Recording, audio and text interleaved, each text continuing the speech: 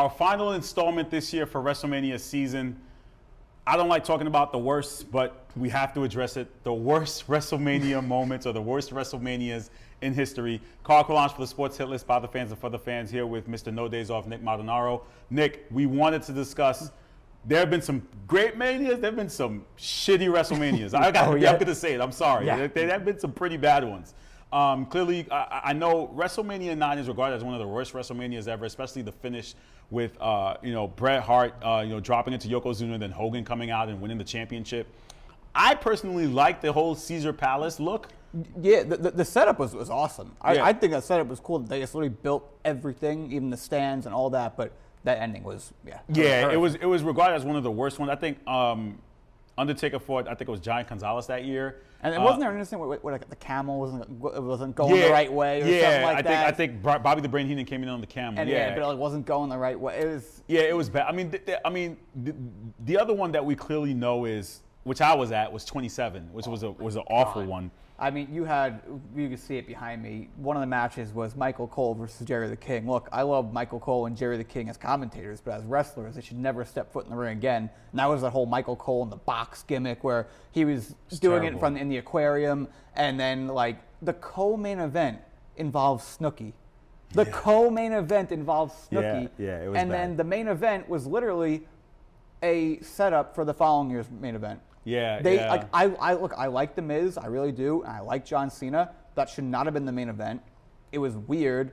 It had the Miz got hurt in it, got really badly concussed. The Rock came out, interfered, rock bottom. Like it was a mess. It was and a even to giant begin mess. I know one of my friends, like you said, is the Edge fan. Edge started that match with Del Rio, and that was his last. Well, we thought it was his last match ever. Which again, that seems to be a common thread at WrestleMania. Is like they start off good sometimes, and they can go downhill fast. Easily, yeah. And you know what? With the whole 2-night thing, I'm not sure how long they're going to keep that up. I guess this is permanent now, 2-night WrestleManias, because of how much stars they have. Brings in more money. Yeah, I get it. But as far as like, I know one thing I touched upon, I don't know if it was a bad Mania, but it was a bad Mania, the booking-wise, was 25, right? You had Orton versus Triple H to close out, and they had to follow Taker Shawn 1. The crowd was dead at that point. And I think sometimes the match that you believe is your main event really isn't, and sometimes the other matches steal the show.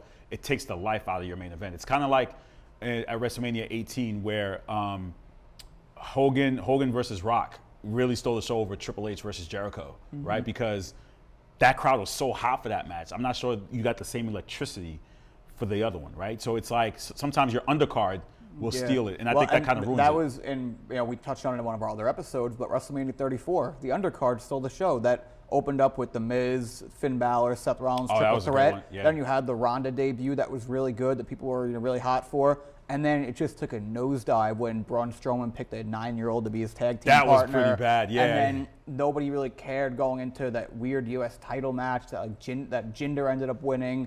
And then the main event with Roman and Brock that nobody cared about. Yeah, it was, for sure.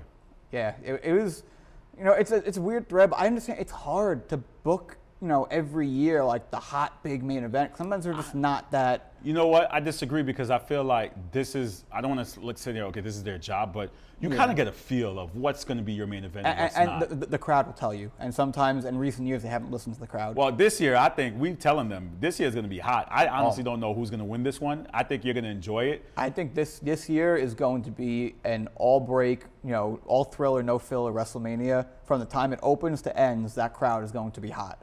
Yeah, for sure. But you guys could go out there on Peacock and check out. Look at me promoting Peacock on my brand, Is this right? a brand deal?